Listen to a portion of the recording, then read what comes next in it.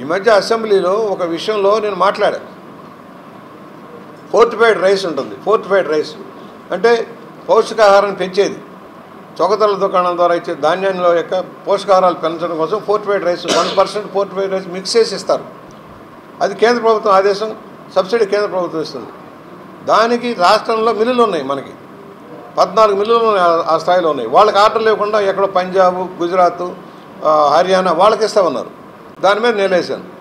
దాన్ని లోకల్గా ఉన్న కొంతమంది నాయకులు వక్ర భాషని చెప్పి బుచ్చయ్య గారు ఏదో మా పార్టీని మాట్లాడారు, మా నాయకులు మాట్లాడారని తప్పుడు ప్రచారం చేశారు.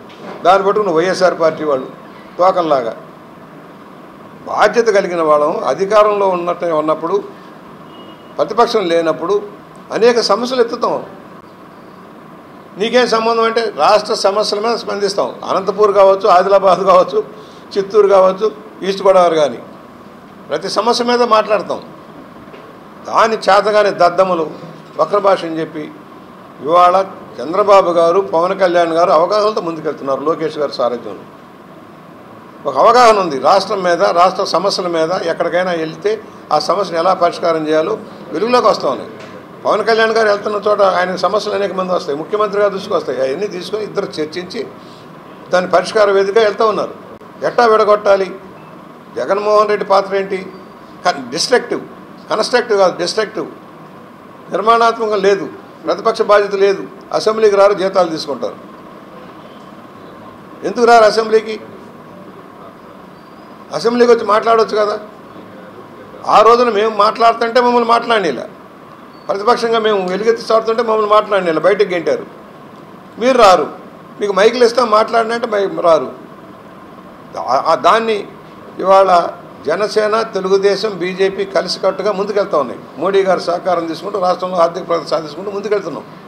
అనేక సమస్యల పరిష్కారం దొరుకుతూ ఉంది. విశాఖ స్టీల్ని కాపాడుకోగలిగాం, రైల్వే జోన్ సాధించుకోగలిగాం, పోలవరాన్ని 27 కల్లా పూర్తి చేసే లక్ష్యంలో ముందుకు సాగుతూ ఉన్నాం. అమరావతి వేగంగా పనులు అవుతూ ఉన్నాయి. రాయలసీమ ప్రాజెక్టులన్నీ పట్టాలు ఎక్కించి ముందుకెళ్తా ఉన్నాయి. పరిశ్రమలన్నీ ఏమి చేతగాని దద్దములు రెండు పార్టీల మధ్య చిచ్చు పెట్టడం కోసం, నాయకుల మధ్య వైరి చేయడం కోసం కొంతమంది ఆవారా వాళ్ళు ఉంటారు. కొన్ని పార్టీల్లో ఉంటారు, అన్ని పార్టీల్లో ఉంటారు. ఆవారా వాళ్ళు చేతగాని దద్దములు వక్ర భాషలు చెప్పి తప్పుదారి పట్టించే వాళ్ళకి హెచ్చరిక చేస్తున్నా. మీ ఆడల పప్పులు ఉడకవు నా దగ్గర కూడా వాళ్ళకి హెచ్చరిక చేస్తా ఉన్నా. అసలు ఏం ప్రొసీడింగ్ జరిగిందో చూపిస్తా. ముఖ్యమంత్రి గారు ఏం మాట్లాడారో కూడా చూపిస్తా. కొంతమంది ఆవారాలుగా అన్నాను, ఆ పార్టీలు ఈ పార్టీలు కాదు, ఆవారా వాళ్ళు కొంతమంది తయారవుతారు. కనీసం అవగాహన, ఇంగిత జ్ఞానం లేకుండా అసలు ప్రొసీడింగ్ తెలియని వాళ్ళు మాట్లాడిన తప్పుడు విధానం. దాన్ని వైఎస్ఆర్ వాళ్ళు భుజాన్ని వేసుకుంటారు. చూస్తున్నారు పచ్చి బూతులు. ఏదైనా పెడితే పోస్టింగ్ పెడితే బూతులు రోజు మేము భరిస్తూనే ఉన్నాం. ఒక విషయం గురించి మాట్లాడితే, మెడికల్ కాలేజ్ గురించి మాట్లాడితే బూతులు తిడతారు, పారిశ్రామిక గురించి మాట్లాడితే బూతులు తిడతారు, ఇన్సూరెన్స్ ఎందుకు కట్టలేదా పంటల ఇన్సూరెన్స్ అంటే బూతులు తిడతారు, మద్యం ఏమైపోయిందంటే మాయమైపోయింది. ఇవాళ ఎక్కడ తెలియంది? ఆంధ్రప్రదేశ్లో మొదలై ఆఫ్రికాకి చేరిపోయింది.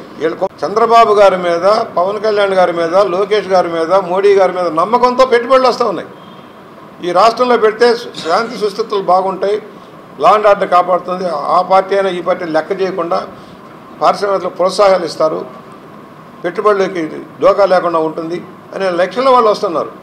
దాన్ని అడ్డుకోవడం కోసం కులాల పేరుతో, మతాల పేరుతో. ఏంటండి చిత్తూరులో ఈ పార్టీ ప్రెసిడెంట్ ఏంటి అంబేద్కర్ విగ్రహాన్ని తగలేస్తాడా? మళ్ళీ వెంటనే సాక్షిలో తెలుగుదేశంలో తగలేస్తారని హెడ్డింగ్ పెడతావా? వాడిని ఇలా అరెస్ట్ చేస్తే ఏం మాట్లాడవే?